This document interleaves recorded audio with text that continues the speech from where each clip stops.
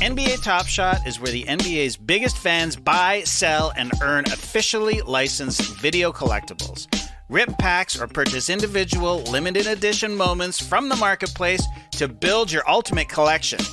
From rookies to legends, now you can flex your fandom by owning the greatest moments from your favorite players and teams. Your collection can even earn you once-in-a-lifetime money-can't-buy experiences. NBA Top Shot users have already attended private events with superstars like Klay Thompson and rising stars like Cade Cunningham, and even all-time greats like Magic Johnson. Your entire collection of NBA Top Shot moments never lose quality and are accessible on any device. Rep your team, flex your fandom, and own the greatest moments from the NBA exclusively on NBA Top Shot. Sign up today at NBATopShot.com and kickstart your collection with your first pack. I thought that was a limit drop. I didn't think it was tequila.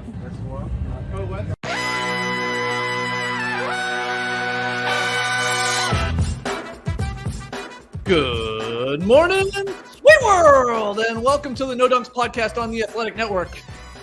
Don't mind that date card. It's wrong. It's Friday, January 27th, 2023. And this is The Drop. I'm Jay Easkeets here in the yard. And alongside me, thanks to the power of technology, looking extra sweaty today, Tass Mellis. I want to see if I make the All-Star team. Got to get it in before the game. We also have the bearded one, Matasha Hot Boy, Trey Kirby. Hey-o! Hey, yo. And last but not least, making the magic happen up in the 666. It's Jerome Chang. What's up, Jerome? Not much. Just a little cold open to get everyone to, weekend safely and responsibly. Yes, that's right. That's right. Yeah, exactly. Make sure you know what you're drinking if it's a lemon drop or a tequila shot. Those are right. Quite different. Shout out to the stream team joining us live right now on YouTube. Make sure you subscribe, like, and comment, share the show. We love to see it. Get your No Dunks merch over at nodunks.com. Send in your questions and comments to nodunks@theathletic.com. You can hit us up on Twitter as well at NoDunksInc. That's INC on the end. And guys, 3 weeks from today, we will be live in Salt Lake City. Yeah, I know. That caught me by surprise, TK. 3 weeks from today. Tickets still available. Use that link there in the show notes. Friday, February 17th at the Urban Lounge. I am getting very, very excited to be back on stage with you guys, talking some hoops and talking to a live studio audience. Be great. Cannot wait to touch the stage again. Here's a random request. If you know anything about Salt Lake City or Utah culture, send it in so we can do an up-down report on what's going down in Salt Lake City. Obviously, it's the home of jazz. The Utah Jazz. They've got valleys. They've got beautiful mountains. But what else is there? Let us know. Right. That's so we can do like a Utah version of the Up Down Report live on stage. We did that in Chicago last time we did a live show. I like that idea. So yeah. Also tell us like where we should go. Like what are the must eat at restaurants or bars to attend? We're already going to Blue Jeans, so don't worry about that. We'll be at Blue Jeans. We'll be there. Maybe we're going to the only two places in Salt Lake City, Blue Jeans and the Urban Lounge. We're just checking them out. Anyway, let us know. Tweet in your suggestions. Email them in, nodunks@theathletic.com. We'd really appreciate it. Okay. The 2023 NBA All-Star starters, they were revealed. Once again, it's going to be Team LeBron versus Team Giannis after those two led their respective conferences in total votes. But let's look at the 10 stars of stars here. In the East, the backcourt, it's Kyrie Irving and Donovan Mitchell. The front court, your FC, it's KD, Kevin Durant, Jason Tatum, and Giannis, like I said, is the captain. Okay, let's jump over to the West. Your guards are Curry and Luka. Hopefully he's okay after that little twist of the ankle there last night. And your forwards, LeBron as the captain, Jokic, and Zion Williamson sneaks in there in the end. Before we get to making our picks, because that's what we're doing here for a majority of this Drop podcast, debating our reserves, any takeaways or surprises, Tass, from the 10 starters announced last night? The Zion one is definitely somewhat surprising. It's always, we always got to dig in and see who the players voted for, who the fans voted for, and who the media voted for. That's the most fun part. Mhm. The difference between the players and the media is always interesting to me.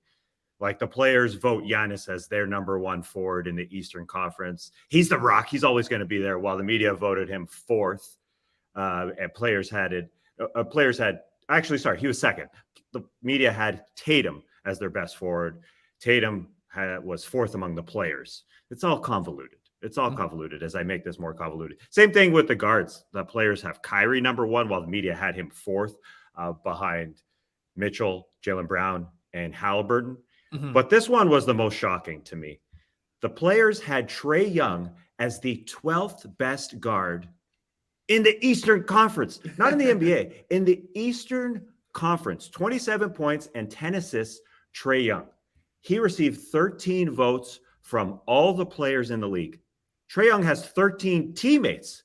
So what the hell happened with those votes? Did some of his teammates not vote for him? Did zero Guaranteed. NBA players not vote for him? Well, that's the mystery. That's the investigation that someone has to do. Literally 13 votes from all the players in the league. Listen to the guys ahead of him. LaMelo Ball, who has barely played and is on one of the worst teams in the NBA. Tyler Hero had the same amount of votes. Terry Rozier almost had the same amount of votes.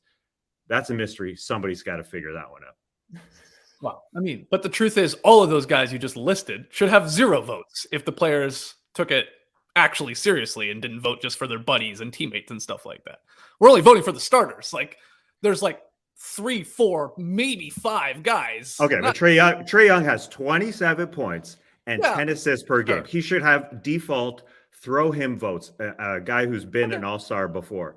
Fair. To have as many votes as LaMelo Ball, the guy who didn't start the season and didn't play for a long time and is on one of the worst teams. Trae is on a 500 team. Mhm. I understand that other players definitely took into account the Nate McMillan issue, the whole thing going around the front office, but to have the exact same amount as like a Tyler Hero, it's surprising to me. What do you got, Trey? Any other takeaways, surprises? Well, I was pleasantly surprised to see that Zion was the third front court starter in the Western Conference, because I thought his all-star case as a reserve was going to be one of the trickiest and one of the hardest to decide if he should make it, with regards to how awesome he was when he was on the court versus how much he's been on the court. So thank you for doing our job for us there, throwing him in as the third starter. I thought that was nice. I was surprised to see that Giannis got more player votes than Kevin Durant. I thought Kevin Durant was like the Kyrie Irving of the Eastern Conference front court, would be the number one vote getter because the guy's got the deepest bag in the game. For a takeaway, it's going to be pretty weird if we actually get to the All-Star game. The Philadelphia 76ers are the 1 seed in the Eastern Conference, and Joel Embiid is leading the league in scoring, but isn't starting. Yeah. Somebody was going to be left out in the Eastern Conference front court. We all knew that was going to happen. With the way the percentages are weighed, it all makes sense why it went down like that. But it is going to look strange if the Sixers have the best record in the league and a guy leading the league in scoring, and he's coming off the bench. But that's just how it had to be this year. I don't know who you would actually have chosen to send to the bench. I kind of think it would be Giannis. That would be my number 4 vote getter in the Eastern Conference front court personally. And, I don't think he's came off the bench in an all-star game yet. So just give him a taste, see what it's like. Yeah. A big part of that, I mean, Tass was going through it, is with Embiid, the players and the media had him starting, right? They ranked him 3rd in the East front court. But the fans, of course, had him 4th, with Tatum sort of edging ahead of him. And then, the media had Tatum 1st. So when you start doing the whole, the weighted calculation with the fans, 50%, players and media, 25%, that got Tatum in there, and Embiid. That's the big man stuff. That's the big man issue, right? I think that's the big man problem with the fans voting him 4th behind Giannis, Durant, and Tatum.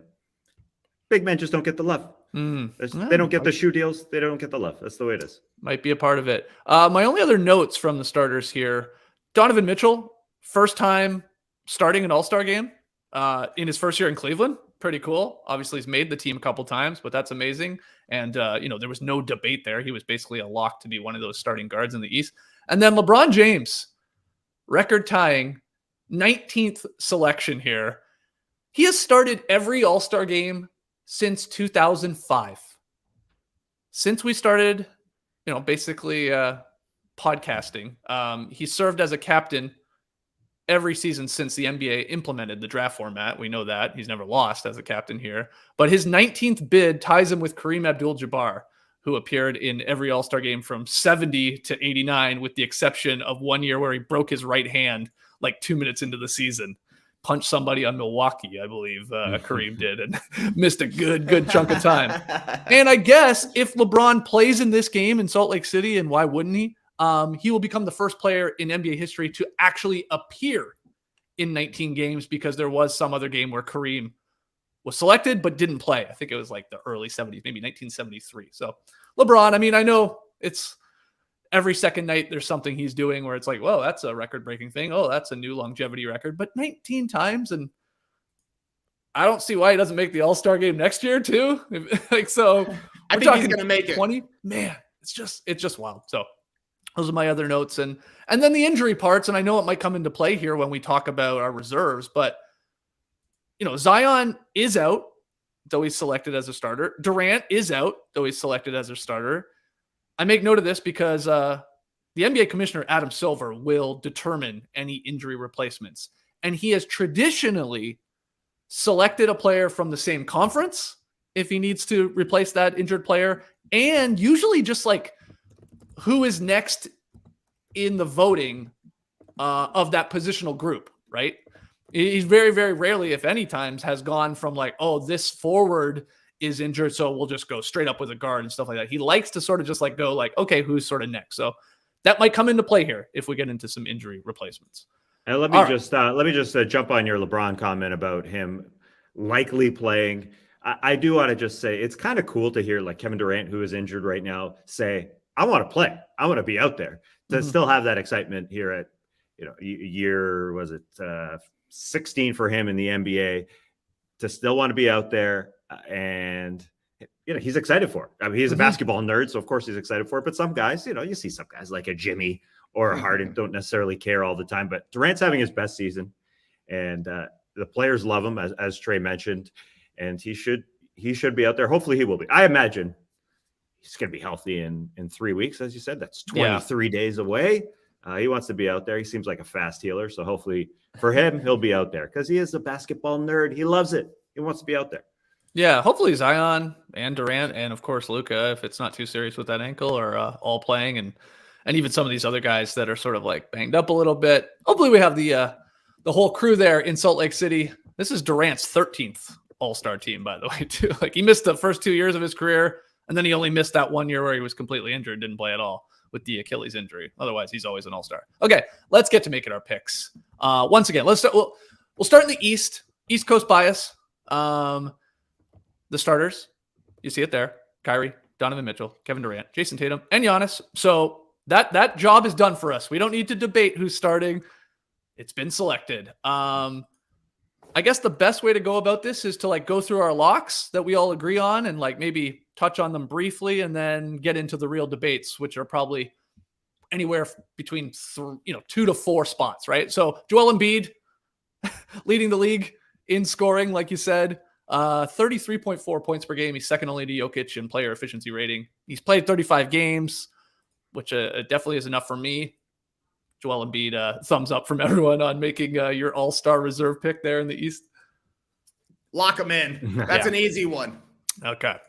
Well, let's stick with the bigs. Is Bam Adebayo of the Miami Heat a lock for everybody to make their all-star teams, averaging 22, 10, and 3 as the Heat have come up here in the East Conference standings? Or does anyone want to push back and say a lock? I don't know. I got him locked in for sure. And looking at the way the players voted, having him as the 5th highest forward, which was a little surprising to me, but he's higher than his teammate and Jimmy Butler, higher than Julius Randle, higher than Pascal Siakam. So if coaches think like the players, when they make their reserve picks, Bam has a very, very, very good shot of getting in. And he's a lock for me because he's been the most important Heat player. Okay, Trey? Yeah, I'm 100% with Tass. The question for me is going to be, do the Heat deserve 2 All-Stars? And the question is Bam the second one? Bam, for me, is locked in as the first All-Star. And I think that it's not just a two-way play thing. It's his offense has been incredible this year, and they've had, a lot of guys in and out of the lineup. We've seen Bam drag the Heat to wins just like Jimmy has. So, yeah, that's an easy lock for me. Okay, so those are two, let's, call them bigs there in the reserves. 2 guards that should be locks, I think, for both of you guys agreeing with me. Jaylen Brown of the Boston Celtics and Tyrese Halliburton of the Indiana Pacers. Yes and yes? Yes and yes. I thought they both had, at times, starting cases for the Eastern Conference All-Star second starting spot. Like Mitchell, to me, has been locked in for quite some time as a starter. And honestly, in the past month, since Kevin Durant went out, Kyrie has kind of cemented himself as a starter as well. But Halliburton leading the league in assists until James Harden qualifies. I think that's an easy choice. Been super fun to watch. Put the Pacers back on the map for a team that's surprised everybody. And then Jaylen Brown, I mean, he's the second best player on the Celtics by a hair, barely. Maybe he's not feeling the greatest today after last night. But once he gets that All-Star reserve nod, things will cheer up a little bit. Tass? Yeah, that's totally true about Jaylen Brown, the way he's been balling, other than those free throws.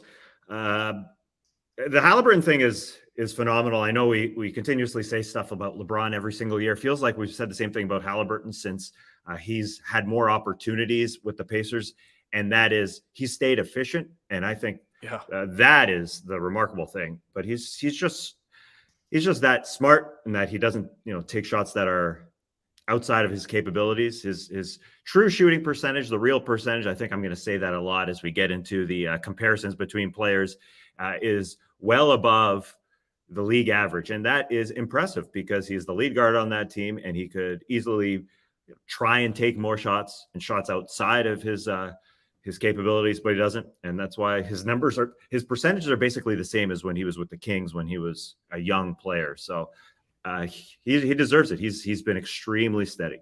I will. I almost want to lock it in. I almost want to bet on it if I could. That LeBron will draft Tyrese Halliburton to his All-Star team. He's going to want a playmaker that wants to obviously just move the rock, play with some pace, obviously efficient. I mean, what a year, 20-10-4 with sexy shooting splits of 48, 40, and 88. I mean, he's flirting there with the 50, 40, 90 club. I feel like LeBron will want him on his team. And then Jaylen Brown, 27-7, highest field goal percentage of his career at around 49%. I think a lot of people thought he should have been starting alongside Donovan Mitchell, like Trey was saying. So those guys are locks. Okay, so that's Embiid, that's Bam, that's Jaylen Brown, that's Tyrese Halliburton. If we're following the rules, we are supposed to fill out our ballot with 3 front court players when it comes to the reserves, 2 guards, and then 2 wild cards. You can go wherever you want. So if we want to do that, let's try and figure out that third forward on our team here. And we can have more than that if we want, but at least let's get that third. Trey, I got a couple names to chuck at you. I feel like Julius Randle, Siakam, DeRozan is your forward, is your guard. I feel like those are the names at the top of the front court next, sort of tier. Is there anyone I'm forgetting, or who would you like to go to bat for first? You mentioned the guy I'm going to bat for, and I never feel more caught in the moment than when I'm watching basketball games and making my All-Star reserve picks.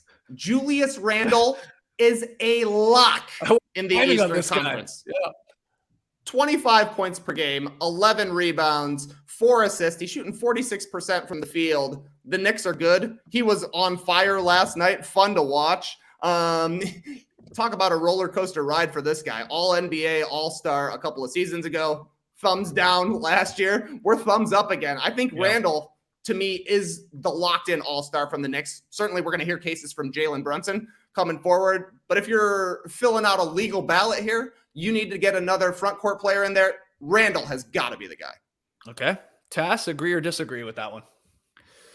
I'm totally with Trey. I don't know if I'm in the moment either, but I had Brunson for a while, the first couple months of the season, because he turned around the team. They were a sub 500 team, and now they're a plus 500 team. And I think he is the reason that Randall was able to take it to another level, because he's that rock and because he was steady and because Randall doesn't have to be a number one guy anymore, or it doesn't have the number one pressure anymore, doesn't have to do absolutely everything. Randall took it to another level in December. And that's when I started to really notice Randall, as everybody did. He's been ridiculous the last couple months. And so he's been more efficient. He's the guy from the Knicks. I do agree after comparing them and comparing guys like, potential guys like Siakam or DeRozan, if you show him at a forward spot or whoever. Yeah, I think Randall will get there. Okay, I'm with you guys. Randall's on my he's on my team here. He has had impeccable timing with this, playing the best basketball of his season, the last month or so, where his numbers have sort of like skyrocketed. Now he's throwing down dunks on national television, hitting threes. He's on fire right now. Let's get this guy in the 3-point contest, for crying out loud. I think Jalen Brunson deserves a hell of a lot of credit too, like you were saying, Tass, for getting the Knicks back to a respectable record here, and just for how he's played. And I know we'll get into his numbers and his clutch play and all that. They sort of go hand in hand, and they maybe both should make it. I've been shocked to see some ballots from some people in the media that have no Knicks on their team, and I'm like, I can't get there. So okay, we're all agreeing that Randall is at least on our team. So that's 5 names. There's only 2 spots left, and we've hit our quota on the front court and the guards, so we can get wild with it. These are our wild Let your cards. hair down and pick anybody you want. I mean, you want me to chuck a bunch of names at you? We obviously said Siakam, who will still be in the running here. DeRozan. Jimmy Butler is always a fascinating one. You talked about whether or not you'd have 2 Heat on your team there, Trey. Jalen Brunson, of course. And then, Tass off the top, talking about where's the love for Trae Young with the numbers he puts up, maybe not the greatest efficiency this year, and this team's sort of struggling. I think Darius Garland, for some reason, is being oddly overlooked in this conversation. And James Harden and Drew Holiday. I'll end it there. I'm sure we'll do, hey, what about this guy at the end of this? But I gave you what was that? At least 8 names for 2 spots. Tass, let's start with you. Is there one name within that group, or maybe someone I missed that you're like, they got to be on my team? No, definitely. It's one of those guys. I don't feel like a coach here. I'm going with a guy who's been there, done that. And that's what coaches do in this circumstance. They say, okay, I feel like a lot of these guys are sort of equal. Before we get to the 7th spot, which was my controversial spot, the 6th spot for me was DeMar DeRozan. The sixth reserve for me. He's had a ridiculous year. Maybe it's the numbers that are influencing me to some degree, but he's been above average efficiency-wise, which some people, who cares? I get that, but 26, 5-5, 90% from the line, essentially on really good percentages. Doesn't have to shoot the 3. That's how good he is. When we compare him to some of the other names, like you said, Siakam, Trey, I guess we go Jimmy, Harden, or whoever. He's been the steadiest. I know his team is probably the worst of all of them, except for Siakam's. But I went with the steady Freddie. I just couldn't penalize him in any way. He's just been there all year long. And yeah, his team has been bad around him, but he's been great. So I got no problem putting him on. This is the issue here, Trey. It's like if the Raptors and Bulls were just even 500, just around 500, then I think this would be so simple. We would be like, no brainer, Siakam, no brainer, DeRozan, here we go, done. But because they're so far down in the standings, and all of those other guys I listed are just as deserving and on better teams and maybe even playing better, like this is where it gets tough for me. But you're a Bulls guy. Do you have DeRozan sort of where Tass had him in his rankings? Well, I'm just so thankful that Tass made the case he made right now, because if I showed up here on this podcast after the Bulls lost to the Charlotte Hornets and made a case for DeMar DeRozan as an all-star, it would seem insane. Yeah. But coming from an outside observer, it's all good. I know Tass was looking at the true shooting percentage. He saw that DeMar DeRozan's true shooting percentage is higher than both Trae Young and Pascal Siakam. He said, put him in, baby. It ain't his fault. He spent money in the 4th quarter. There is a case for him here, but for me, it's a choice of, is it better to have the best players in the game, even if that means you're doubling up on some teams, or is it better to honor more teams? I don't know, because To me, it broke down the categories into a couple of different categories. Good guys on good teams. So you're talking Jimmy Butler, James Harden, and Jalen Brunson. And then good guys on mid no dunks teams, DeRozan, Trey, and Siakam. It's like, I don't necessarily know which way to go. I think I'm putting Jimmy Butler in, though, because to me, of these 6 guys that are in the mix, he is clearly the best player. He's been top 10 in the league when he plays. The only case against him is minutes. And I decided this year, as long as he played 30 games, that's good enough for me. Nobody plays anymore. Minutes are down for everybody. Everybody misses time. So as long as you're there for most of your team's games, I'm happy. When we get to the Western Conference, I mean, I have a rule that you got to play 30 games at least. Jimmy Butler hits that, so I got no issue there. 30 is the perfect number. Yeah, 30 feels like you're getting to like, you got to play sort of 60% of your team's games to be considered an all-star. Again, that's just my opinion. So that's going to like cross off AD for me. It would have crossed off Zion unbelievably for me too. But anyway, Jimmy's there, 34 games played, 21, 6 and 5, shooting 52%, man. Wow. Yeah. See, that's why with the games played, I usually penalize guys that haven't played a lot of games, but in this rare season where nobody is playing, as you said, Trey, no one's playing. I want to reward guys for playing. Let me push back on that. What do you mean nobody's playing? Some guys like DeRozan, until he recently got injured, played a ton. Yeah, Julius Randle, I don't think has missed a game. Yeah, they're on my team. I want to reward guys that actually play. And so Jimmy's missed a third of his team's games. Yeah, he'll play 60 at the end of the season, baby. It made it easy. You want to split hairs amongst players. You see Jimmy down there in games played.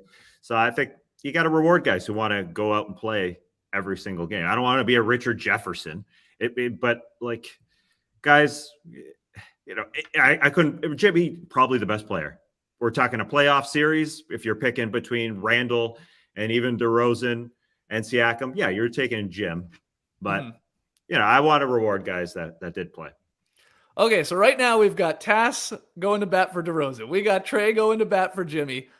I guess I'll go to bat and play the homer card for Siakam, because I think in comparing him with these guys that we are here, he's right there, if not still above them.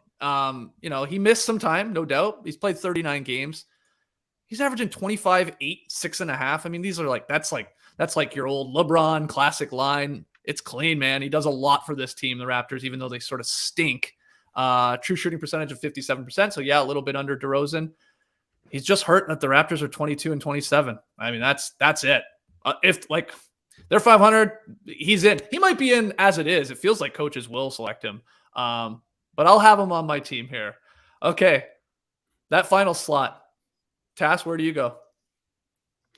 It was between Pascal Siakam and Trae Young for me. This Trae Young love is I'm perplexed that you have him over a lot of guys. The team is 500. It's not but like I've watched a lot of Hawks games, and there's many times where DeJounte Murray looks more deserving as the All-Star starting spot or reserve spot than Trae Young. Well, I think you got a little bias there, because that guy Trae Young is way more involved in the plays. He's way more of a playmaker. His usage is way higher. That being said, I'm taking Pascal Siakam over Trae Young. I think the Hawks, we're talking about, all these teams here, the Hawks are above 500. When it comes down to it, they're going to be the only team, if Trae Young doesn't make it, to be 500 and not have an all-star. But Pascal Siakam, in comparison to Trae Young, 9 billion times more efficient. Does anybody care? I mean, I think it should matter to some degree. I don't want to get too deep into the numbers, but true shooting percentage is a real good number. It combines every single shot that a player takes. Every time the ball leaves an NBA player's fingertips, that number goes into true shooting percentage, whether it's a 3-point shot, a 2-point shot, a free throw. So I think that's a pretty good indicator if a guy's a good player. And Trae Young is way below league average, even though he puts up those numbers. So Trey. So why are you? No. Siakam is at 57.0 true shooting percentage. Trae Young is at 56.6. Not good enough. We got one guy who is better, and he is a billion times better defender. And I think that should play a part. Pascal Siakam plays on that end, and Trey doesn't. And that's why amongst the players. Trey was voted so low. I think that's a part of it. Everything going on his team. And so Siakam, I can understand leaving him off. There's I got a little bias for Siakam. And I think splitting hairs, defense matters in this instance for me. Okay, so Tass, his last two, DeRozan and Siakam. So going with the no dunks picks, despite the records there from the Bulls and the Raps. Trey, you had Jimmy. That's your guy. That's your dog. Who's your seventh? Joining Jimmy is James. Controversial. 31 games played for James Harden. I don't care. 21.5 points per game, 11 assists per game. He will be leading the league in assists by the time the All-Star game comes around and he's qualified. The Sixers are balling right now. They can easily be the first seed in the Eastern Conference. And to me, the cases that you're going to make over James Harden are like for Jalen Brunson. And the one case for him is that he plays more. So that's not a concern for me this season. Or you're taking players from way worse teams who have bigger stats because they're the unquestioned number one guy. But I'm ultimately going with Harden. I think his season has been a little bit undervalued here because of the slow start. He went out for injury for a time and because he's the number two guy with him alongside Embiid. But Embiid is getting such easy shots, and a big part of the reason that he's getting such easy shots is because Harden just sets him up with these tasty dishes. So I don't know. That's the guy I feel least confident about making my pick, but give me James Harden. This guy's taking two Jimmys. Two crazy. Jimmys. Jimmy Harden and Jimmy Butler. I'll go Jalen Brunson as my last pick. I almost feel like I have to because I've been talking him up all season long, but he's deserving. I mean, it is sort of wild. I did the old basketball reference stat head thing where you can compare players and the seasons they're having. Throw in a Jalen Brunson, a Darius Garland, and a Drew Holiday, like just those three. Holy crap. Their numbers are very, very similar, but Brunson gets the edge for me because I feel the importance he's had on that Knicks team and like turning them around. But 22, 6, 3.5, shooting splits of 47, 40, and 84 if you're rounding up a tiny, tiny bit. And he ranks third in the league in overall clutch points, DeRozan being one of them, De'Aaron Fox out in West, and then Jalen Brunson right there. And the Knicks have a really good record in clutch situations, close games, 5 points or less in the final 5 minutes. So I'll give the love to two Knicks players, which is shocking. That's the weird part, I guess. Like the Knicks get two, but the Bucks or the Sixers don't, on my ballot. That's a little odd, but that's the way it's going to go. Okay. Wow. We do not have a lot of agreements there at the end. I guess Tass and I both have Siakam. Homers! The one sort of overlap. TK not even taking DeRozan. Yeah, all right. I think Siakam also, the factor is he's a number one guy. That's a little bit of a bonus over a guy like Harden. The defense also huge factor. He plays a lot. So yeah, I'm fine homering for sure. There's nothing wrong with that. Nothing wrong with that. Oh man, again, you can make legit cases for a lot of these guys. And like I said, I even feel like I'm not giving Garland and Drew Holiday enough love here, or even a Jimmy or a DeRozan. It's tough. What about the old, hey, what about this guy list? Any other names, Trey, that you want to just chuck out to the podcast listeners? I got no other names. All of my names came up. I didn't think that there was this deep, deep pool. Like Brook Lopez was an early candidate. I don't really think so anymore. Drew Holiday, I guess he's a candidate. He's over 20 points per game, but not really for me. I honestly think it's crazy that you guys both have Siakam on this team. Really? The Raptors are unwatchable. It's not because of him. A little bit it is. If your best offensive player is Siakam, look at what your offense is. I think this coaches are first off going to select Siakam. So then you're going to be just as upset with them as us as picking him. Because I think they see him as a better player than a lot of these guys at this point in his career. We shall see. Maybe not. Any other, hey, what about this guy's task? Well, the players threw hey, what about this guy? They had Paolo Banchero above Julius Randle. Just threw Banchero's name in there a bunch over Julius Randle. Now they may have, decided a month ago who they were going to pick, and they said, Paolo Banchero, that guy's rookie of the year. Put him in there. That's probably the case. but that was shocking to me. But I needed to say Banchero because we've said every other guy's name. Although the fans wanted Kuzma in there, but he's fringy. And Brook, yeah, he would have been there. I think if this was the first month of the season, they were kicking ass like they were, and he was up, and they were up there as a 1 seed. But yeah, not anymore. Drew Holiday is more deserving as a second buck, I think, than Brook Lopez, in my opinion, if we get to that point. Nick Claxton is the only other name I could even say, hey, what about this guy? Not making it. You already got 2 nets, but he's played well, especially as of late. He's putting up some monster numbers there. A lot of them coming in losses with no KD, but he's played well at the center position. All right. Let's take a break. When we come back, we'll do the exact same thing, but in the Western Conference. Back in 60 seconds. Don't go anywhere. When it comes to looking good, Stitch Fix has you covered. Say night-night to endless browsing and GM to you to fresh picks curated for your size and taste. It's easy and fun to get started. First, take a few minutes to set up your Stitch Fix style profile. Answer a few questions about what you like to wear, patterns, what you don't, solids, and how open you are to trying new styles. Very. Then Stitch Fix's expert stylist will go to work finding items exclusively for you. Every piece is handpicked for you and is unique to your size, style, and in your budget, making it the best way to discover clothes that make you look and feel your best. Stitch Fix will send you 5 pieces to try on at home. Keep what you love, send back what you don't. Shipping, returns, and exchanges are easy and free, plus there's no subscription required. Try once or set up automatic deliveries, and there are no hidden fees ever. Sign up today at stitchfix.com/nodunks to get $20 off your first purchase. That's stitchfix.com/nodunks to get $20 off your first purchase. Limited time offer. Purchase within 2 days of signing up. Okay, a friendly reminder, if you're joining us live here on YouTube, we love it. Hit that like button. Comment away as you are. Make sure you subscribe. And if you're a podcast listener, leave your boys a 5-star rating and review. Helps us out in terms of the rankings and helping new NBA fans find the show. That's all we ask. Thank you, thank you, thank you. Okay, we've debated the East. Got a little spicy. I love it. Let's get to the West here. Again, a reminder, your all-star starters announced on Thursday night. It's Curry and Luka Doncic in the backcourt, and it's LeBron James, the Joker, and Zion Williamson. Okay. Our locks. Feel like there might be more here in the West than there were even in the East. The guards, I'd like to throw 3 at you guys right away. Ja Morant, Shai Gilgeous-Alexander, and Damian Lillard. Does everybody agree that, I know the first 2 you agree with, but do you agree Damian Lillard task is a lock as well? For sure. Absolutely.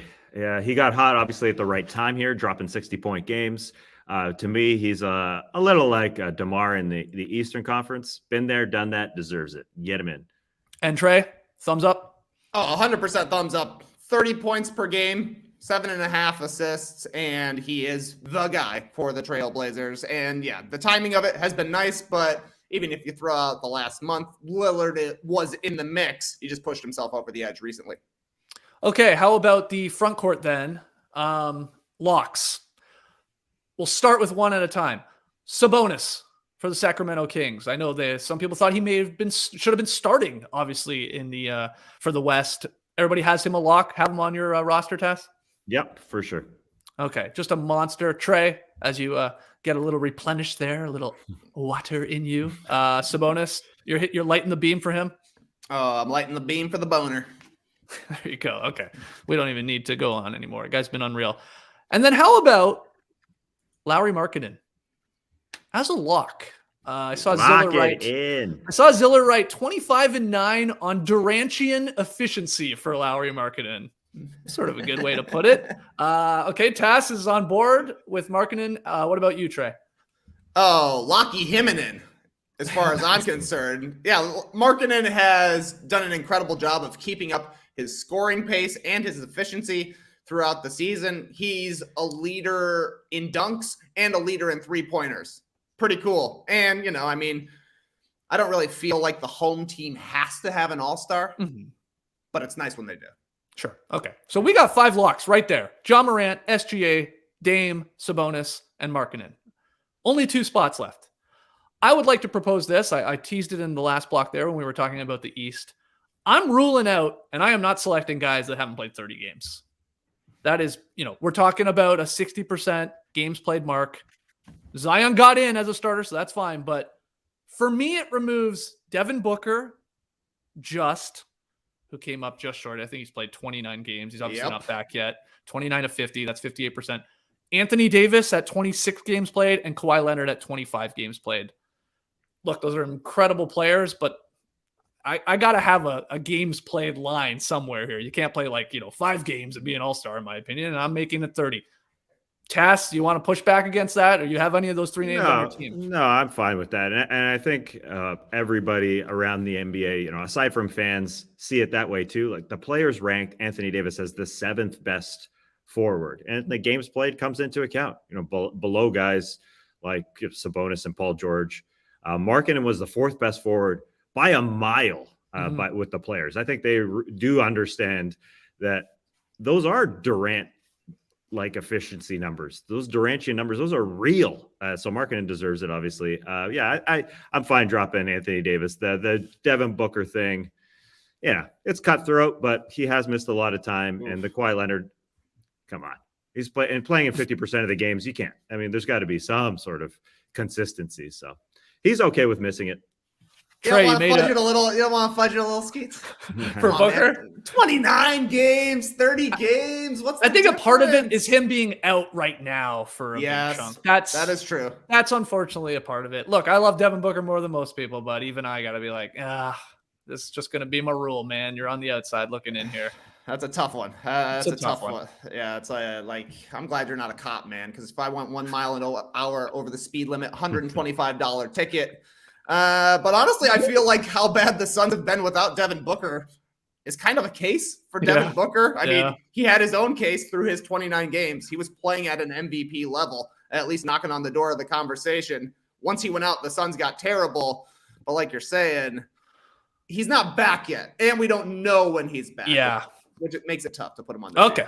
Okay. So just for the sake of, dare I say, simplicity here, we're gonna scratch Booker, AD, and Kawhi. Maybe you disagree with us. Let us know in the stream team. Tweet at us at NoDunksing. Okay, but just like the East, if we're following the rules, 3 front court players, 2 guards, 2 wild cards, we still need a 3rd big man on our West reserves because we only have Sabonis and Lauri Markkanen locked in.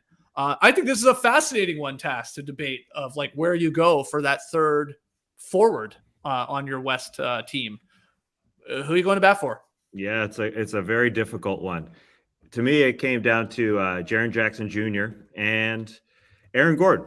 But I have Jaren Jackson Jr.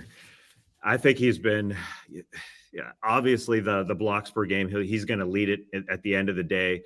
He has missed a decent amount of time, but I think offensively, he's taken another step, and defensively, he's one of the better players in the NBA, period. So I think it's difficult to keep him off the team if you're okay with the games played. So I go Jaren Jackson Jr. He's better defensively than Aaron Gordon. I think he's better offensively. Aaron Gordon is doing his part, obviously, with the Nuggets, but JJJ is my guy.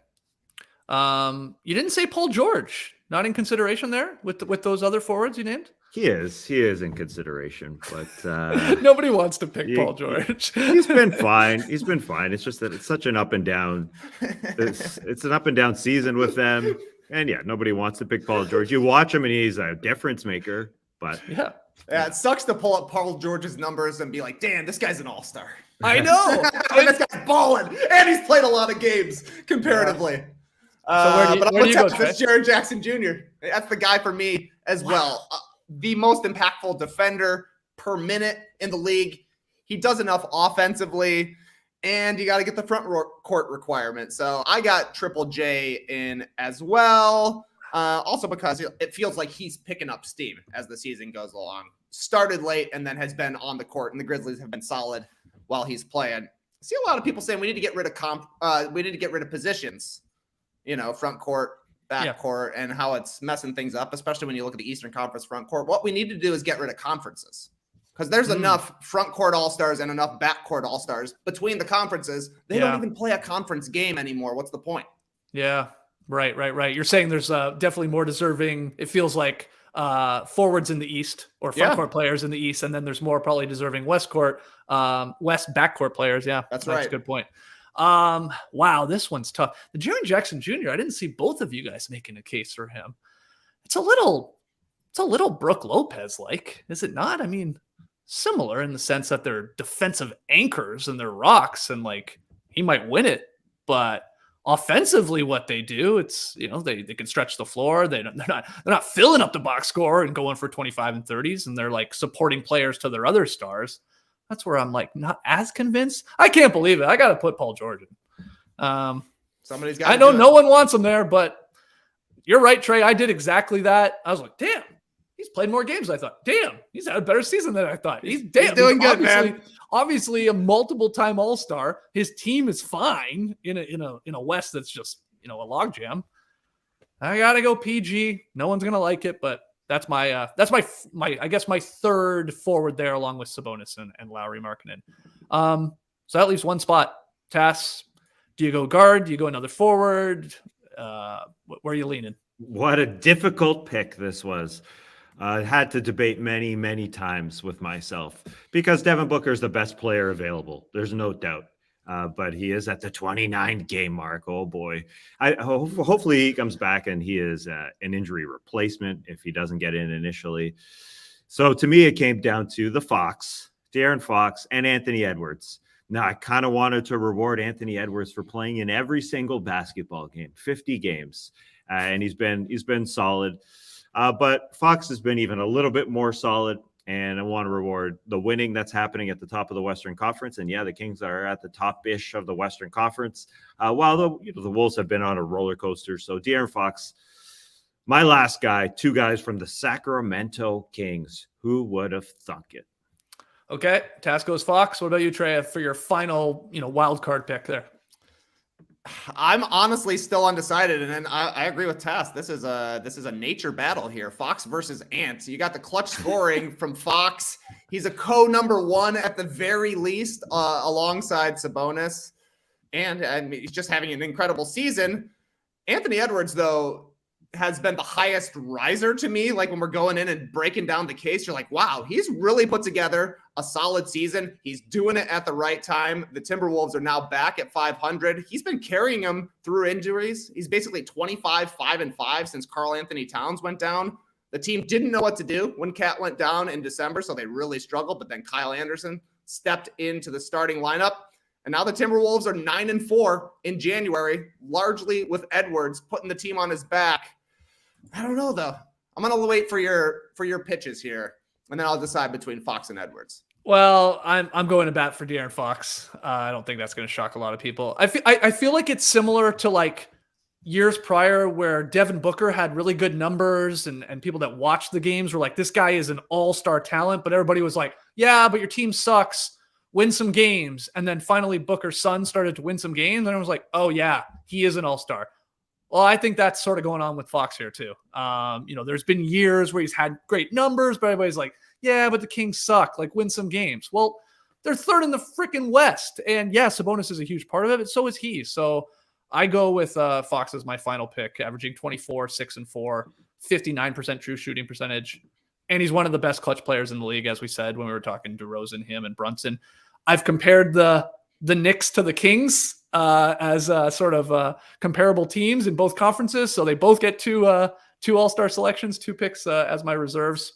Fox and Sabonis in the West, and Randall and Brunson in the East. I go Fox over Ant. Ant is making it very difficult with how he's played recently, though. Yeah. Oh man, that's a tough call. I think last 2 months it's Edwards over Fox for me, but entirety of the season, I'm in on the purple boys. Give me De'Aaron Fox as my last Western Conference reserve. Okay, so I guess if we're a straight up democracy here, Jaren Jackson Jr., you guys both selected, so he's one of those spots, and then all three of us in the end taking De'Aaron Fox as that final spot to go along with John Morant, Shai Gilgeous-Alexander, Damian Lillard, Sabonis, and Lowry Markkanen. It's a good sounding team. I feel bad for Aaron Gordon. he might make it, like being if the Nuggets have that number 1 record and the coaches are like, no, they're deserving of a second. And he's been very, very good. I mean, his numbers are not going to like blow you away, but he's shooting 57% from the field. I mean, that you can do that if you know, play alongside Jokic, you're going to get some good shots.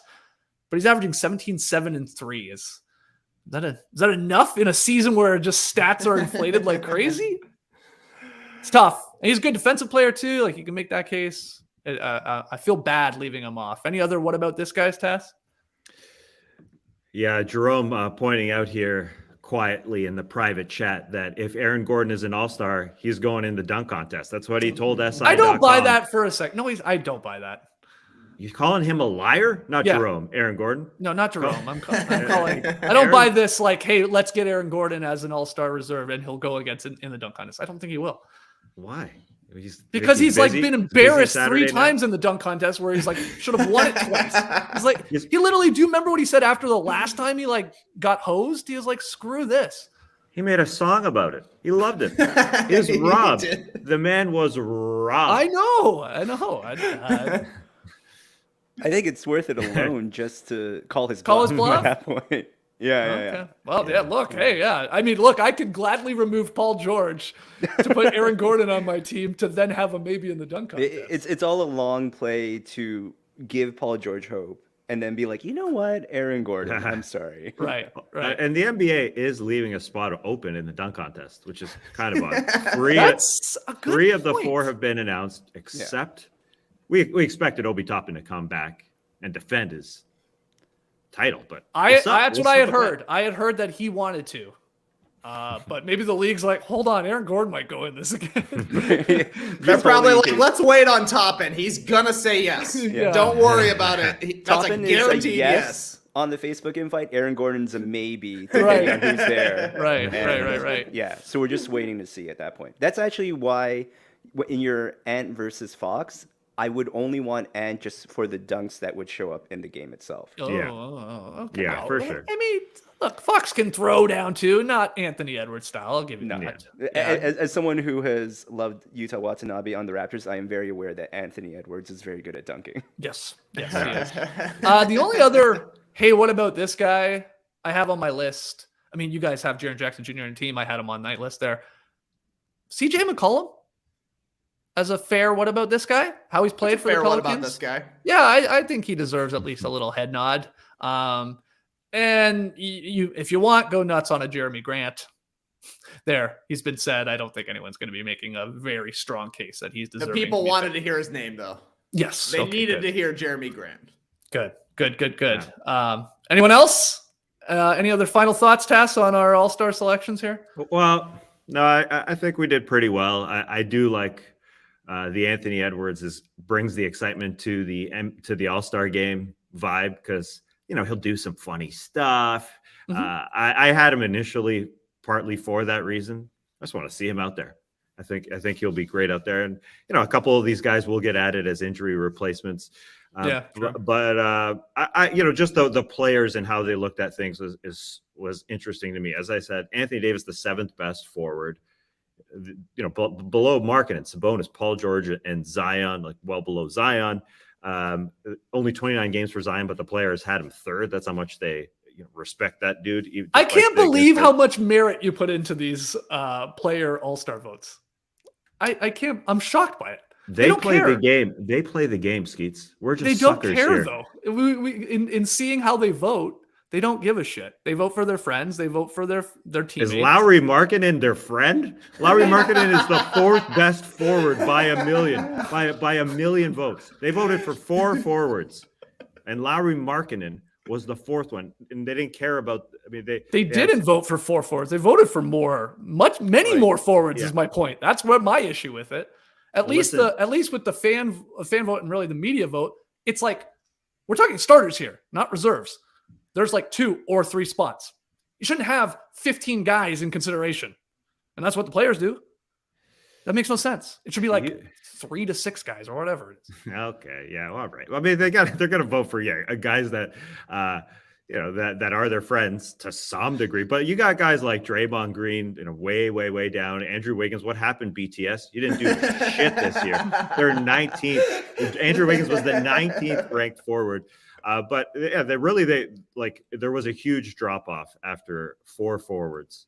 LeBron, Jokic, Zion, and then Markkanen. I mean, the players and media obviously like Sabonis, but the fans, they came through at the end for Sabonis. But I was surprised to see how much respect Lauri Markkanen had from his colleagues to be, way up. That they all said, basically unanimously, that he is the 4th best forward in the NBA. Well, we in think the West, he's I should say. deserving of making the team. Do you think we should change how we do the votes at all? Trey, is this working, the 50% fan vote, and then sort of the checks and balances from the players and media to make sure there isn't a potential Pachulia, starting a game? And What is it would we work? do, man? Can you imagine Zaza Pachulia starting an All-Star game? What an embarrassment. That'd be ridiculous. I guess it's working fine. I don't know. It's a little bit better than just a straight-up fan vote, so you don't have the weird scenarios, but then sometimes you still have weird scenarios. I don't know. The biggest change to me is dropping conferences because there's no reason at this point. Yeah. You could get rid of positions, drop conferences. I mean, why don't we just pick the best players? I got no issue with that for an exhibition game. Because it means nothing really. Are any bonuses caked into all-star selections? It's more usually all NBA. There might be. There's probably like contract incentives. Yeah. What do you got, Jerome? Just like a thought, because Tass mentioned BTS Army. I think for this is just because we're fresh out of voting. For the next year, this is for every team, every specific player. You have to make a campaign for the BTS Army pick. I think everyone should make so they could just lock themselves in and rig the voting at that point. I think that's the move. I think it's harder now because Twitter's out of the picture. I think that's why we don't have that opportunity. That's true. Yeah, we got to do it through the app. That's a good You point. got to do it through the app. Yep. But I just think find the largest possible population you can that would vote for you. It's kind of wild Raptors don't get it because they have a whole country behind them, but right. Do that, lean in as hard as possible. I think if you have an NBA player that's willing to do a full K-pop choreography for votes, they're going to the All-Star game. Wow. That's probably true. That's worth a vote. If you put together a choreographed dance routine, you should at least get to go to the All-Star game because you care about entertainment. Exactly. I You get sort of miss All-Star game and halftime show at that point. I miss the the blog boy days of some of these players doing funny little campaigns to try and get all-star level, like Chris Bosh. The Chris Bosh is the classic, comes right? to mind. One That of the used first, to be a thing for 3 years where it was right around this time. They got their teams and are trying to get creative and doing their little videos, and the teams help them out with packages they send out, but I feel like that's sort of gone. Use the algorithm to get you to All-Star. That's the move. So are we saying we are available to be bought for votes entirely. and our platform? Yeah. 1,000%. We'll contact by us. the time we get to next All-Star, how many 80K, 100K on YouTube? I think that's the move. 100K at easy. least, right? So if that's the case, we're going to be up there. We're going to give up 100,000 votes to anyone. I love it. Times 3 on multiplier days too. So you're walking into All-Star. Yeah. Someone like Kyle Kuzma's got to be contacting us. Kyle, get your best balaclava. You are in. Yeah. That's got to be one of our pitches too. We only put the votes in on triple days, so they count a lot. Yeah. Yes. You're gonna get in the top 10 at least. Yeah. All right. Well, those are our all-star picks. I think we did a pretty good job of making that clear enough for you to follow along how we did it, with the starters, obviously, and then our locked picks, and then debating the last couple of spots. Let's hear who's on your team, though. Before we take our last break, just quickly, pick 'em results. Dallas Phoenix. I had Phoenix. Tass, you had Phoenix. They got back in this game, got very, very close. But in the end, Dallas covers, straight up wins with no Luka. I don't know if anyone wants to comment on that task where Luka goes out very early with the sprained ankle. I guess by all accounts, it's not too serious, negative x-rays and all that. They don't seem to be overreacting, but any thoughts on that game or any of the other games last night? Dinwiddie obviously stepped up when Luka went out. He said, I got this, dropping 36. That was a big part. I thought the other big part was, the Mavs were pretty aggressive defensively without Booker out there. They just kind of scrambled against Chris Paul and did a good job. And then DeAndre Ayton with the ball didn't take advantage. He was just, missing a lot of mid-range shots. He was 6 for 20. And that was really a difference for me. If he bangs home a couple shots, the game is a lot different. But they played really, really, really, really hard defensively on the ball handler, and they begged DeAndre Ayton to shoot. He did, and he couldn't come through. So a really big win for them. So Spencer Dinwiddie will be Luka's replacement as the West starter if he can't go. Is that fair? I mean, he's proven that he can step up and do a pretty good Luka impersonation. Trey, any thoughts on your big win there to improve to 12-6 in our pick'em? Yeah, I thought that was a nice win for the Mavericks to be able to respond to Luka's injury and get a win against a team that's been playing a lot better recently. Dinwiddie had 36 of 99 for the Mavericks. That's pretty impressive in a really low scoring game. And I don't know, maybe that's a win they can build on going forward, because it feels like anytime Luka misses a game and it's just everybody else out there, especially considering Christian Wood is out, we've seen that game go really poorly for the Mavericks a lot of times this season, but they did a good job to get that win. And I thought the Knicks did sort of the same thing, the way the Celtics reared back into that game to be able to stabilize themselves in overtime. Got some help from Jaylen Brown, no doubt about it, but still to be able to respond to a great team playing at home, making a huge comeback, and then still have your wits about you to play in the overtime period. Great win for the Knicks. Yeah.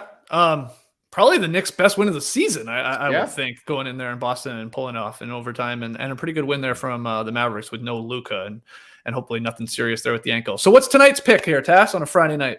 Oh, it's NBA Rivals Week. Remember the Grizzlies and the Wolves played last year in the postseason. It was a really, really fun series. A lot of teams don't like the Grizzlies, so it seems like the Grizzlies have a lot of rivals in this league. But the Wolves this is a legitimate one, because Anthony Edwards said earlier in the season when they were struggling, we're going to play the Grizzlies. That'll get us going. So this should be a good one. Friday night in Minnesota. Minnesota's getting 3.5 points, so they just have to lose by 3 or less, while the Grizzlies have to win by 4 or more. Skeets, you like Memphis to win by 4 or more, while we're taking the points. Trey, at home. There it is. Don't back me right now. I'm garbage. But I love this comment before we take our final break. Tass, you brought the Craig David look. Did he have a do-rag? I don't know. I think he got the vest. I'm not sure, but it made me laugh. Yeah, Stan. Craig David, he never wore it. Well, actually, you're right. You're right. You're looking like Craig David after all. Gur Salad Ali. I just did first I love your handle. Just did a quick Google. You're totally right. Here, this is Craig David. Oh, that's good. That's good. That's the photo. That's very good. I got that reference. My God. NBA Rivals Week. They should have got Craig David to do the theme song. Go on. 7 days, No? Well, you said it was 6 days, so that wouldn't work. It was actually 5 days, Skeets. Oh, well, there you go. Well, I like Sean, though, here in the stream team. The best part of Rivalry Week is the friends you make along the way.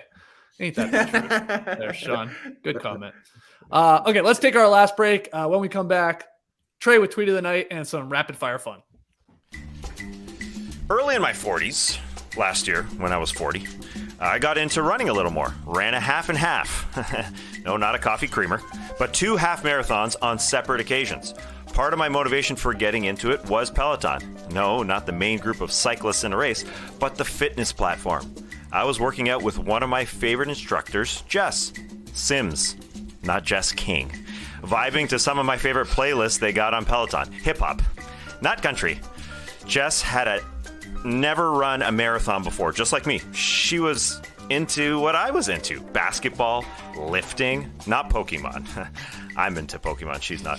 So I dove into running too. But she's tougher than me. She ran a full marathon, not a half and half like your favorite podcaster. After she ran it, she told us all about it during her strength classes. She had people cheering her at every mile marker. I had no one. My kids didn't even come. Guess I'm no one's favorite podcaster after all. Anyway, Peloton has lots of different disciplines, music genres, and several Jesses. So get into it. Try Peloton risk-free with a 30-day home trial. New members only, not available in remote locations. See additional terms at onepeloton.com/home-trial. That's onepeloton.com/home-trial. Okay, let's start wrapping up this Drop podcast. We have Tweet of the Night. Tweet of the night. Wow. Twitter.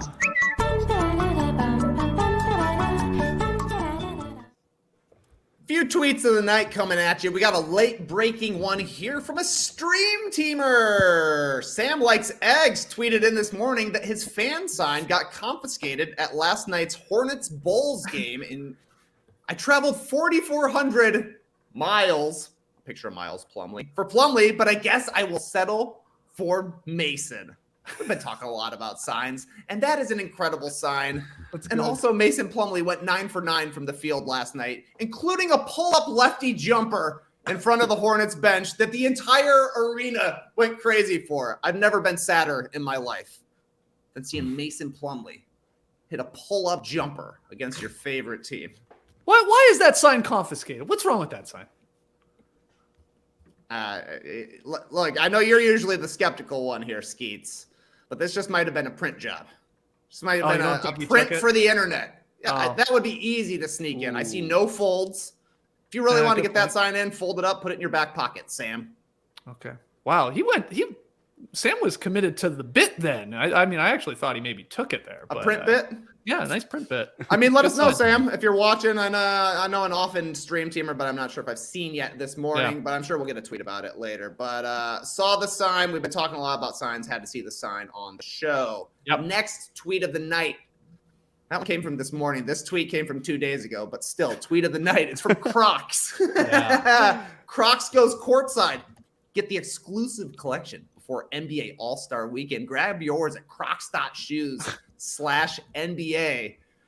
These are some crazy NBA Crocs that we got here. They look like teeth a little bit. That's a standard Croc, a little bit more teethed out, I would say. And then they are covered in NBA print logos, like a pair of NBA jeans from back in the day. They also offer a platform version of the NBA Crocs. NBA All-Star shoes, I feel like, are less of a big deal these days. You know, it used to be a special release that they would come out. Not quite as notable, but I'm happy to see Crocs doing something special in this space. These are incredible. It's great. I don't mind the I mean, we're all going to have to get them for the live show. I hate to tell you right now. I mean, we're going to have like really long days moving from place to place doing content. And what's better than to be most comfortable and most obviously NBA fan than wearing these Crocs? Is there snow on the ground in Salt Lake City? There probably is. Could be a problem. Crocs in very thick socks. It rhymes. Okay. It makes perfect sense. Yeah. Tass, but you like those? Yes, I do. I like the platform ones a lot better than the teeth ones. You don't want holes in your shoes. Like the platform ones, you know. That is very snow friendly. That looks like a snowshoe easily. Yeah. It's durable for sure. All right, good. I randomly saw a photo of those, but I had no idea like you could actually buy them or were they official. But here we go. I'm learning things on Tweet of the Night that look, we got to get Supreme could do Crocs. Oh yes. Then why can't Crocs? You know, if J.R. Smith approves a full-on logo covered gear, then why not? We need to get, I think, Trey the full Supreme outfit with the Crocs under it, and that will be the entire fit for the live show. That will be a Salt Lake City fit. Yeah. I love it. I'm a fan of the NBA, just in general, you know? Yeah. We just like all never the followed teams. up on it, but what, like the big hats? That was such a big thing at the beginning of the season. Oh yeah, the giant hats, the novelty sized hats. Man. Is there a logo limit on how many logos we can get from the big hat? And you could get NBA logos, G League logos, WNBA logos. You can put But them like all. multiple, like it's a big hat. Yeah. It should fit everything possible. Yeah, I like that idea. It's got enough surface area to put every logo you've ever seen on a hat. If it's a basketball team, throw it on. Yeah, Yes. good idea. Okay, let's wrap up the drop here with some rapid fire fun. Tass, you got the questions. The three of us have the answers. Let's get to it. On TNT, Shaq admitted to not knowing who Rui Hachimura was. And he wasn't about to study up on him either. To quote the Big Diesel, "If you ain't a top 10 player, I don't know who you are." That wasn't a good ending. If you ain't a top 10 player, I don't know who you are. What's something you don't care to learn about? That was more Dikembe than Shaq. Yeah, that was a Yeah, fascinating Shaq impersonation. it was good. I like it. What is something I don't care to learn about? I was going to go with some obvious answers like cooking or cars, but Oh, Cars is good. Yeah. another one. I do not care to learn about the proper way to say the old Mariners adage. Is it red sky at night, sailors delight, red sky in morning, sailors take warning? Or is it red sky at night, sailors take fright, red sky in morning, sailors adorning? Which one is it? I don't want to know. You made my braid scrabble just reading both. Ooh, delight for sailors or ooh, take fright for sailors. I don't know, and I don't care to learn. Wow, I didn't even know there was a second version. I've only heard the former. What did you say the second half of it was? Yeah, Red the sky in second one is sailors the adorning. Yeah, the one I made up. Red sky at night, sailors take fright. Red sky in morning, sailors adorning. Sailors adorning. Just putting on all their sailing gear. I don't know. I always want to be confused how the sailors are feeling when they see a red sky at night or in the morning, vice versa. Which one is it? It just sounds like the Happy or Manfred pissed? Mann song "Blinded by the Light," where they argue about lyrics there too. Yeah. Oh, there you go. All right, Trey, what's something you don't care to learn about? The DC Extended Universe. Mm, They've made a lot of these movies. I saw Man of Steel because my hometown was Smallville, but I tried to watch the beginning of Wonder Woman, and the imagery was so literally dark, as in hard to watch dark. Mm-hmm. It wasn't entertaining. They seemed to me to be dour movies. So I was kind of happy that Black Adam by The Rock failed, because if he had a successful superhero movie, I probably would have dipped in. And then suddenly I'm in the DC universe.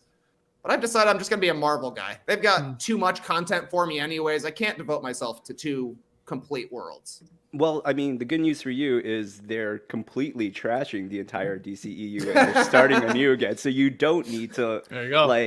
they tanked. They're doing a full-on restart. Well, I hope they're not good this time around, because I can't watch them.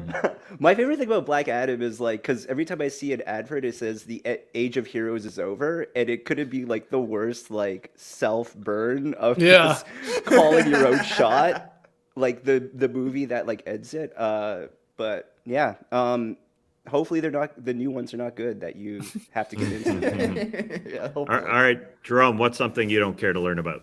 Latte art. Okay. For those who tuned into that the Christmas week where the three of us were together, I really went on a rant about the lady who took the croissants at my favorite coffee shop.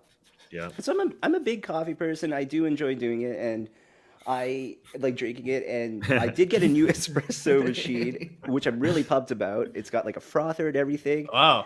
And I'm so ready. I see baristas do it. It seems so easy. It's just a little stir and pour and go. And then, yeah, I tried it at home. I definitely need a YouTube video and tutorial to figure out how to do it. I do not know how to do it, and it's getting to the discouraging point where I don't care to find out. But hold on, you would just be doing it for what? The Instagram? For me, just for the satisfaction. I'll send it to maybe some friends and be like, look what I did. Yeah. But otherwise.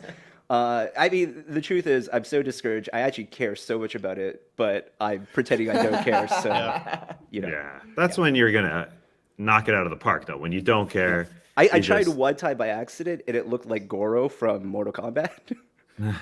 Oh, not on purpose though. Not on purpose. I poured it in, and I was like, it looks like a deity that I don't know, and I shared it with friends, and we're like, Goro.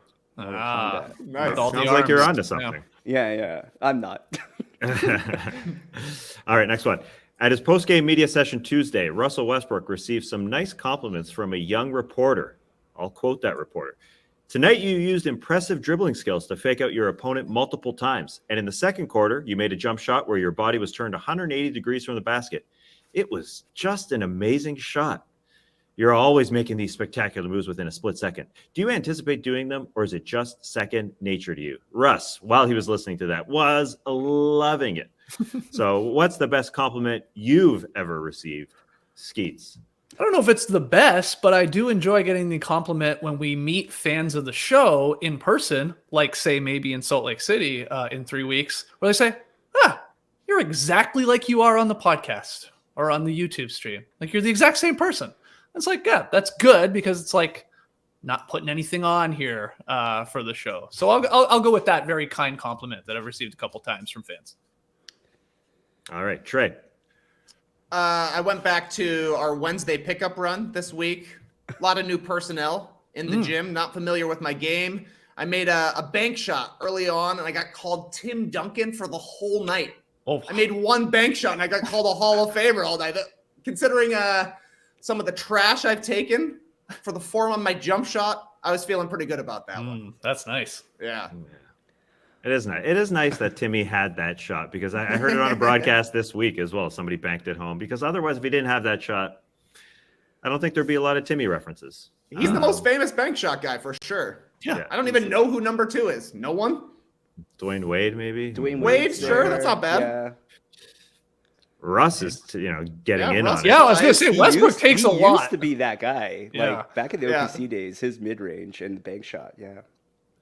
All right, Jerome, what's the best compliment you've ever received? As you guys know, obviously I work on the content for shorts and everything here. So my favorite thing is when I make an edit on Twitter and someone quote tweets it, please revoke Jerome Chang's Adobe subscriber account.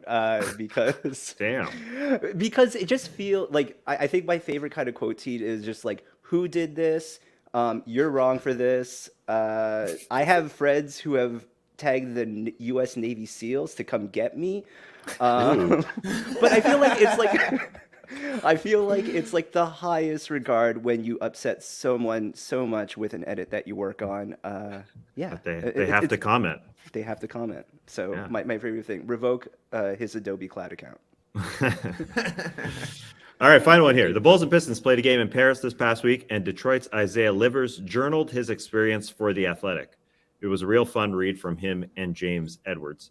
Livers' biggest highlight was the opera. He went and saw the opera. Here's part of what he had to say. Quote, I never heard an opera singer in person.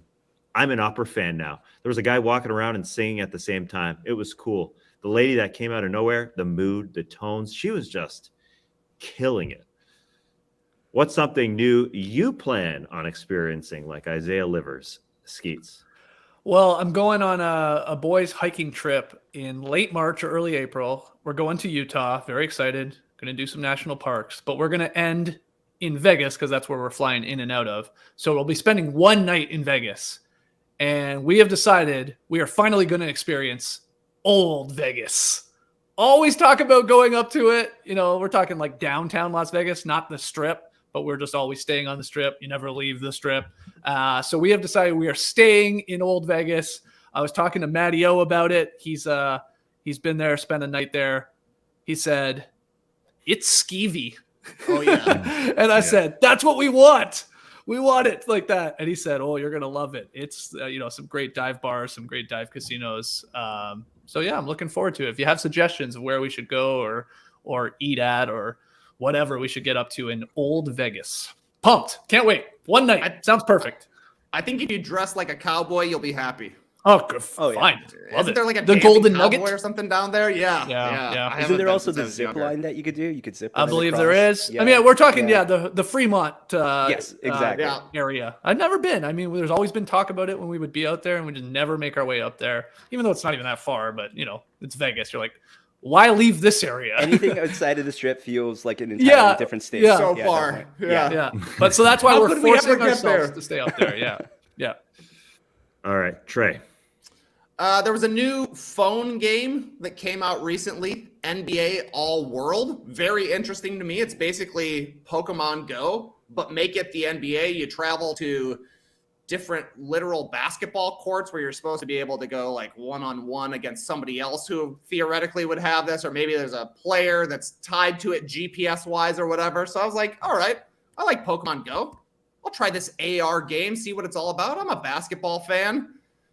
And then I got my develop this app. Yeah, I was gonna say, he would kill this game. Yeah. Yeah. It was exciting to me as well. And then I got my starter player that I was going to have to battle everybody with. Yep. DeAndre Jordan. Oh. Yeah. I was like, well, I guess I'll never play this game. Don't you? But I think you level up, right? Is that the idea? Like you try and You can level up with DeAndre Jordan? well, you can get different players, I think. You can get more blocks. Yeah, Better exactly. players. But I got to beat somebody with DeAndre Jordan. It's going to be Yeah. impossible. Yeah. I went through I the don't know. tutorial. I had CJ McCollum. I was feeling pretty good. I was like, that's a perfect starter player. Yeah. You can get some buckets, but not an all-star, so you can work your way up a little bit. I got hit with a DJ once I got to the real game. Oh, You shouldn't be tough allowed one. to create your own character. I don't understand why you have to start with an NBA player. I thought so too. Yeah, that's weird. I've seen somebody here got Gary Trent Jr. I would be Okay. happier with the Gary Trent Jr. Yeah. Just be shooting Shoot threes. three. What am I supposed Yeah. to do? It's a You show up in the one-on-one best game. fits, it would be great. You like beat How do someone I in a fur run- coat. How do I run a pick and roll alley-oop for DeAndre Jordan when I'm only DeAndre Jordan? He's Throw it got off the no glass. moves. That's what I gotta do. Yeah, gotta yeah. do. Yeah, ask your opponent to throw it to you. I mean, it doesn't really make Yeah. make much sense. Jerome, something new you want to experience? It's actually also in the video game space. It's very late to the party, but Animal Crossing has really been on my mind of late.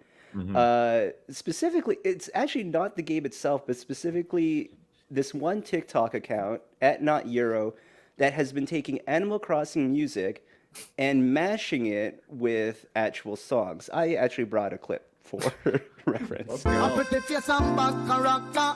Them the kind of living down. Whole chaka. Follow me. A pretty face and bad character. Them the kind of living down. Whole chaka. Say, girl, you pretty. Your face is pretty, but your character dirty. Girl, you just a act too flirty. You run for topic and also hurry. And when you find your mistake, you talk about your... If that doesn't put you in a great mood, I'm sorry. So based on, I mean, my music listening habits in the last 2 weeks have basically been these mashups and just listening to this one new K-pop song by a group, New Jeans, called Oh My God. So I'm in a very specific space right now. Wow. But yeah, after listening to that, like the Animal Crossing music is so pleasant. If I can make that a part of my entire being, I think I just have to get into the game. Also, one of my good friends insists I get a Switch, so this might be my entryway at that point. There you go. There you go. Nice. This guy's getting a Switch for sure. Well, there it is. Rapid fire fun. That's a drop podcast. Did you agree or disagree with our all-star picks? Let us know in the comments. Let's see your teams. Tweet at us at No Dunks Inc. Leave your boys a 5-star rating and review if you're a podcast listener. Make sure you like the stream. Subscribe to No Dunks on YouTube if you watch us either live or later. We appreciate it. We're back in the Classic Factory on Monday. JD right now, I saw some people asking, why aren't the guys in the factory? JD is in Memphis, where his sons are in some sort of blues performance. These guys are very talented, his sons. So they're in a band there. Anyway, he's there right now, but we'll be back on Monday. JD will be back. Jerome will be helping us in the backgrounds, getting up the YouTube shorts. So yeah, go follow him on Twitter as well, at Black Dragon Roll. And maybe you'll see some sweet mashups like that you'll be sharing on your social media channels, I'm sure. I think That's one of those things where if you follow me on TikTok, I'm just reposting them nonstop. That's one thing for sure. But if it needs to make the Twitter space, I'm more than happy to make a thread of my favorite matchups. There you go. From that account. There you go. There you go. Yeah. All right, guys. We'll be back on Monday with our NBA weekend winners and losers. A lot of rivals games on this weekend. So a lot of Saturday basketball actually on throughout the day. So I'm sure we'll be talking about some of those if they're fun finishes. We'll see you on Monday, 10 a.m. Eastern, live here on YouTube. Until then, Clipper Bros. You heard it here. You heard it here. The double click's killing me. One time. You heard it here first. Have a great time. Turn up. Love you guys. Awesome. Thought we were getting a remix. thanks for Yeah, it was a joining us, remix. Yeah, I was trying to mash up live. That's what we're gonna call it right there. Chakademus Pliers and the Clipper Bro coming at you, man. Yeah. Brace the weekend, people. You could stay